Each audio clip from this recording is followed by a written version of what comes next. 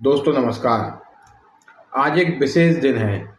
असल में हम लोग जो ज़िंदगी जी रहे हैं, समस्त बहुजन समाज के लोग जो भी ज़िंदगी जी रहे हैं, जो सिर उठाकर इस देश की सड़कों पर चल पा रहे हैं, जो इस देश की तमाम व्यवस्थाओं में, चाहे वो प्रशासनिक व्यवस्था हो, शासनिक व्यवस्था हो, निर्वाचन की व्यवस्था हो, तमाम व्यवस्थाओं में भागीदार बने हुए हैं। शिक्षा ले पा रहे हैं, व्यवसाय कर पा रहे हैं, नौकरी कर पा रहे हैं। तो उस पूरे परिदृश्य को जब हम समझेंगे, जब हम देखेंगे, तो आज का दिन बहुत ही विशेष और महत्वपूर्ण दिन बनता है। आज से लगभग 122 वर्ष पहले साहू जी महाराज ने पिछड़े वर्ग के लिए समस्त पिछड़े वर्ग के लिए 50% आरक्षण की व्यवस्था अपने राज्य में लागू कर समस्त पिछड़े वर्ग को, समस्त बहुजन समाज के लोगों को उनके हक और अधिकार सुनिश्चित करने का काम किया था। असल में जब किसी राजा की बात होती है तो अचानक से मन में एक थिंकिंग आती है, मन में एक बात बन जाती है कि राजा मतलब क्रूर होना, राजा मतलब प्रजा पर एक तरफा शासन करना, राजा मतलब तलवार के दम पर शासन करना। लेकिन इस देश के अंदर एक राजा छत्रपति साहू जी महाराज के रूप में ऐसे भी हुए जिन्होंने कल्याणकारी परोपकारी राज्य की अवधारणा को विकसित किया और इस देश पर शासन करने का, पूरे समस्त मराठा साम्राज्य पर शासन करने का उनने जो लोक कल्याणकारी मार्ग अपनाया, वो पूरी दुनिया में एक अलग ही पहचान रखता है। और वो एक लौटे ऐसे राजा के रूप में, महाराजा के रूप में उन्होंने अपनी पहचान बनाई, जिन्होंने समस्त प्रजा को उनकी जनसंख्या के अनुपात में भागीदारी देने की सुनिश्चित करने की बात कही। आज जो पूरे देश में माहौल चल रहा है जातिगत जनगणना को लेकर, आरक्षण को बचाने को लेकर, वो सारी व्यवस्थाएं साहू जी महाराज ने अपने शासनकाल में करने का काम किया था। साहू जी महाराज, जैसे कि सब जानते हैं कि साहू जी महाराज शिवाजी महाराज के पुत्र थे। शिवाजी महाराज का किस तरीके से जब वो राजा बने तो किस तरीके से उनका राज्याभिषेक किया गया। उत्तर भारत से एक व्यक्ति को, एक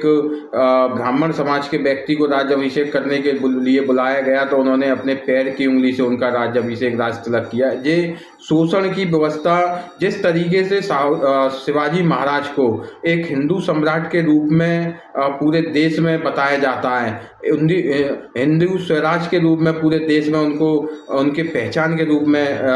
महिमा मंडित किया जाता है, लेकिन असल में उतना ही शिवाजी महाराज एक राजा होकर जब वो राजा बन रहे थे और जब वो राजा बने उसके बाद का जो उनका शासनकाल रहा, वो भी उसी ब्राह्मणवादी व्यवस्था से पीड़ित रहे, उसी मनुवादी व्यवस्था से पीड़ित रहे, जिस व्यवस्था से सारी हिंदू व्यवस्थाएं चलने का काम होता है। और उसके बाद जब उनके बेटे, फिर उनके पुत्र साहू जी महाराज जो है शासन में आए, उन्होंने शासन संभाला साहू जी महाराज ने, तो वो भी उसी व्यवस्था से पीड़ित रहे। एक बार जब साहू जी महाराज को खुद की उनके किचन में जाने से सिर्फ इसलिए रोक दिया गया क्योंकि वो शुद्र समाज से आने वाले व्यक्ति थे, वो भोसले समुदाय से आने वाले व्यक्ति थे और वहाँ खाना बनाने वाले उच्च जाति के लोग थे। आप सोचिए किस तरीके से एक राजा को उन्हीं के महल की किचन में जाने से रोक दिया गया।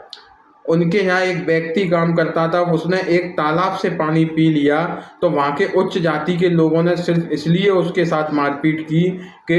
उसने उस तालाब को अछूत कर दिया, उससे पानी पी लिया। और जब ये बात साहू जी महाराज को पता चली तो उन्होंने इस कृत्य को करने वाले आरोपियों को दंडित किया और फरियादी को जो है एक दुकान खुलवाने का काम किया और ये संदेश देने का काम किया कि सब व्यक्ति समान है। और उसको जब चाय की दुकान साहू जी महाराज ने खुलवाई तो नियमित उसकी चाय की दुकान पर चाय पीने साहू जी महाराज जाया करते थे, वो सिर्फ ये संदेश देने के लिए कि किसी भी व्यक्ति के साथ भेदभाव करना अनुचित है। और सबसे पहले साहू जी महाराज ने जब इस परिदृश्य को समझा तो अपने राज्य में जो आज मांग चल रही है जातिगत जनगणना की, वो मांग जो है आज पूरे देश में ये हो रही है कि सभी जातियों को उनके अधिकार सुनिश्चित करने के लिए जातिगत जनगणना जरूरी है। वो उस समय साहू जी महाराज ने जातिगत जनगणना कराने का काम किया और आज ही के दिन 122 वर्ष पहले साहू जी महाराज ने पिछड़े वर्ग को जो है 50% आरक्षण देने का काम किया। इससे पहले जब आरक्षण नहीं था तो एक तरफा 95% तक लोग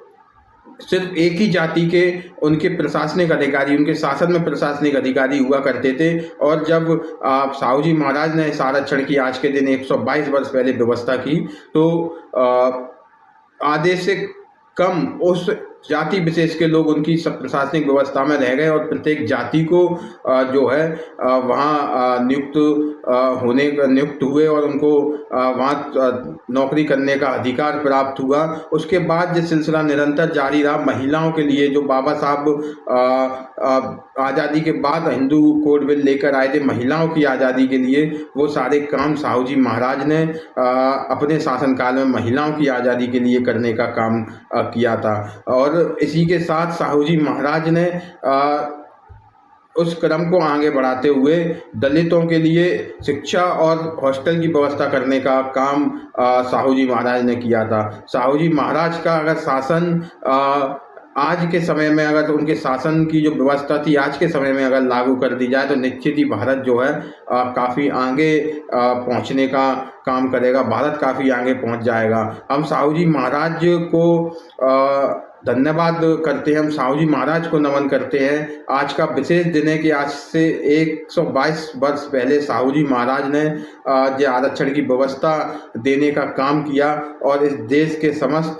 बहुजन वर्ग को उनके हक और अधिकार आज से 122 वर्ष पहले साहू जी महाराज ने सुनिश्चित करवाने के लिए पहल कर दी थी, ताकि कोई व्यक्ति शोषण का शिकार ना हो, किसी व्यक्ति के ऊपर एट्रोसिटी ना हो, महिलाएं अपने सम्मान का जीवन जी सकें, महिलाओं को उनके हक और अधिकार सुनिश्चित हो सकें।